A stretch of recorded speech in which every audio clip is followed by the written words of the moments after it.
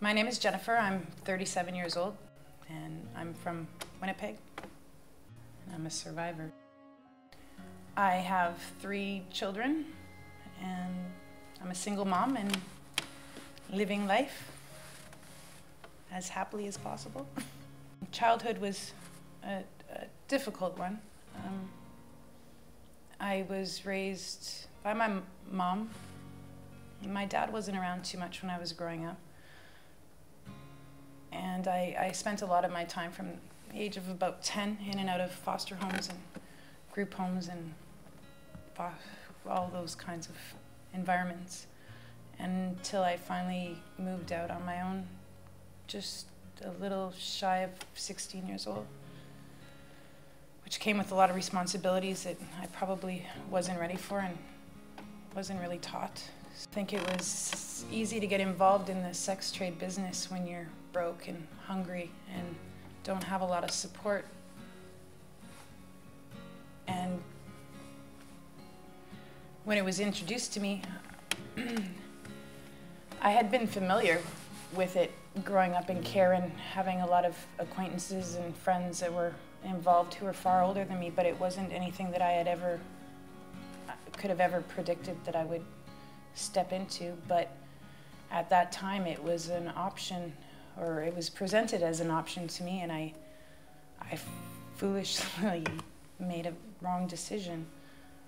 And of course, once you get started, it's a vicious circle that's hard to break away from. There's all kinds of dangers in the sex trade and in that lifestyle. The lifestyle in itself is dangerous, the drugs, the environment, and then you have to contend with, bad dates and people that want to hurt you.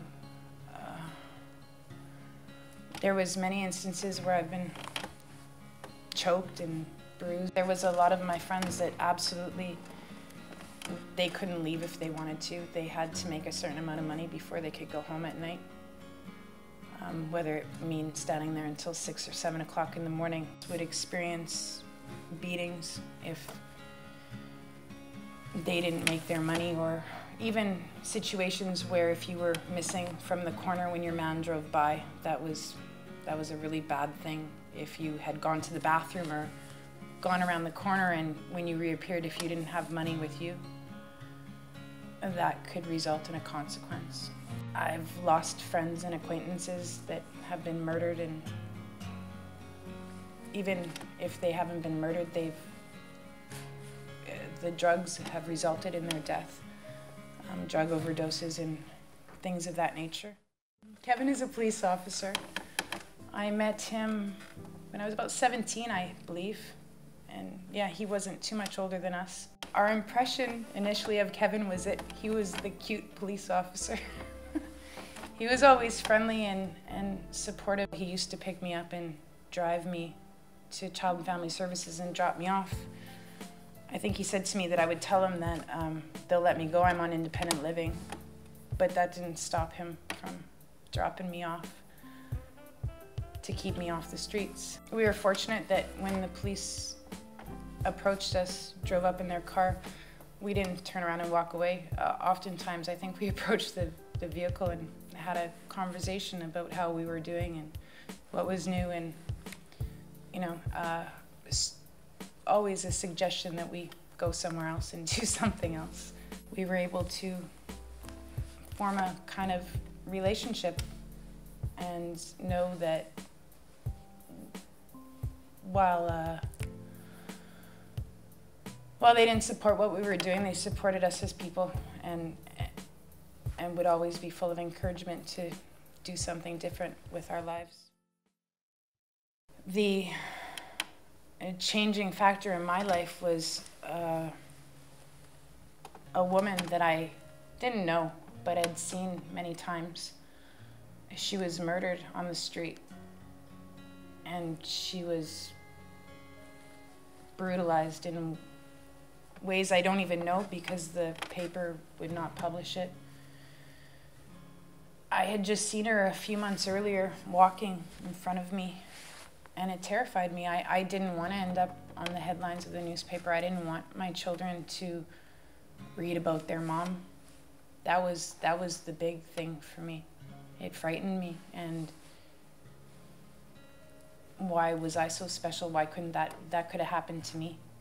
So that was the big thing that made me decide that I needed to do something different with my life. Regardless of, there's no amount of money that can save you.